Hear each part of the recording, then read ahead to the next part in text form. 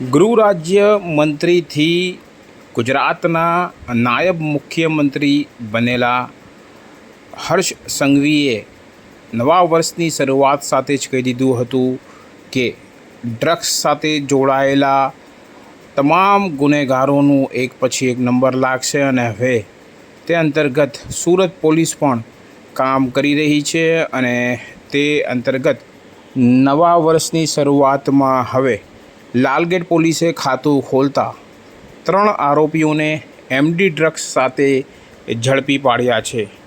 જી હા,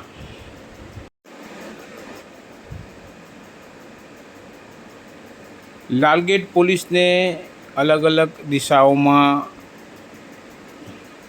સુરત શહેર police commissioner Anupamsinh ગેહલોતની સૂચના અનુસાર નાર્કોટિક્સની બદીને નેસ્તનાબૂદ કરવા માટે અન્ય રાજ્યોમાંથી ચોરી છુપીથી ડ્રગ્સ લાવી શહેરના યુવાધનને નશામાં ધકેલનાર ગુનેગારો પર વોચ રાખવામાં આવી રહી હતી। તે દરમિયાન ખાસ police commissioner Vabang Zameer sector 1 તેમજ ઇન્ચાર્જ નાયબ police commissioner Kanraj Vaghela zone 3 અને સુરત શહેર ઇન્ચાર્જ મધ્ય પોલીસ કમિશનર એલબી ઝાલા ઈ ડિવિઝનના એસીપીની માર્ગદર્શન હેઠળ લાલગેટના પીઆઈ એનએમ ચૌધરી તેમજ તેમનો સ્ટાફ આ અંતર્ગત કામગીરીમાં હતો। તે દરમિયાન એસઆઈ મોહસિન હુસૈન તથા સાજિદભાઈ તથા વિરલભાઈ અને હેડ કોન્સ્ટેબલ દિલુબાઓને નાઇટમાં રાજમાર્ગ ઉપર પેટ્રોલિંગ દરમિયાન 2 વ્હીલર લઈ ઊભેલા 3 ઇસમો શંકાસ્પદ લાગ્યા હતા, જેથી તેમને રાઉન્ડ અપ કરી તેમના ખિસ્સામાં 2 વ્હીલર ડિક્કીમાંથી એમડી ડ્રગ્સ તથા વેચાણના સાધનો મળી આવ્યા હતા। જે અંગે કાર્યવાહી કરી ચેક કરતા 3 આરોપીઓ પાસેથી અલગ અલગ જથ્થામાં પ્રતિબંધિત એમડી ડ્રગ્સ જેનું વજન 204.70 ગ્રામ અને જેની કિંમત 20,70,000 રૂપિયા હોવાનું હાલ પોલીસ જાહેર કરી રહી છે। અંગ ઝડતીમાંથી મોબાઈલ ફોન અને ડિજિટલ વજન કાંટા સહિતની વસ્તુઓ મળી છે। આમ કુલ 22 લાખના મુદ્દામાલ સાથે જે આરોપીઓ પકડાયા છે તેમાં સરફરાજ ઉર્ફે સફી અમદાવાદી મોહમ્મદ પટેલ 43 વર્ષીય આરોપી સિઝનેબલ ધંધો કરતો હતો અને કોસાળ આવાસ અમરોલીનો રહેવાસી છે, જેના વિરુદ્ધ કતારગામ, અડાજણ, રાંદેર, ડીસીબી અમદાવાદ ખાતે પણ ગુના નોંધાયેલા છે। આ સિવાય જે અન્ય આરોપી ઝડપાયો છે તેનું નામ છે ઉબેદુલ્લા ઉર્ફે ઉબેર ગુલામ હુસેન પેરિયા। આ કુરિયર કંપનીમાં નોકરી કરતો છે અને જમરૂક ગલી નાનપુરાનો રહેવાસી છે। આરોપી વિરુદ્ધ જુગારધારા સહિતની વિવિધ કલમોમાં અઠવા પોલીસમાં 6 ગુના અને રાંદેરમાં 7 ગુના પહેલાંથી જ નોંધાયા છે।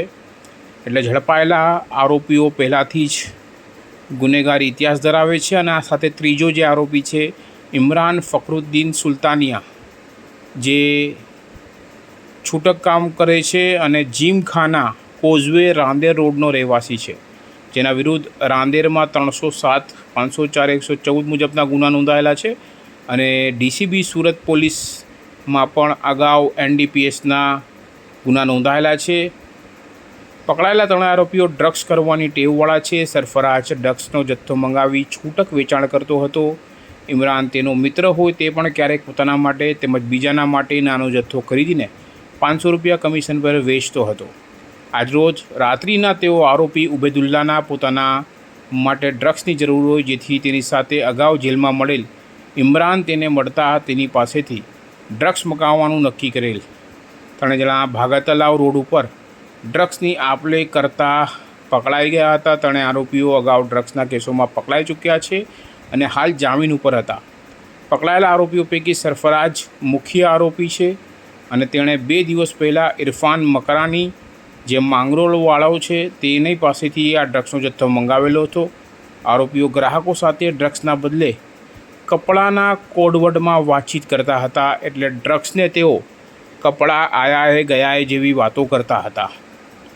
આ તમામ કામગીરીમાં લાલગેટ પોલીસના inspector NM Chaudhary, SI Mohsin, SI Sajid, SI Anak, Viral, Gulamuddin, Prabhatsinh, Dilubha, Jajendra, Narendrasinh, Vipulbhai, Yuvrajsinh, Dharmeshbhai, Hareshbhai તેમજ વૈભવ ભવની જે લાલગેટ પોલીસની ટીમે છે આ એક મોટા જથ્થા સાથે આરોપીઓને હાલ ઝડપી પાડ્યા છે અને આ સાથે જ નશાના કારોબાર સાથે સંકળાયેલા લોકોમાં ફફડાટ ફેલાયો છે.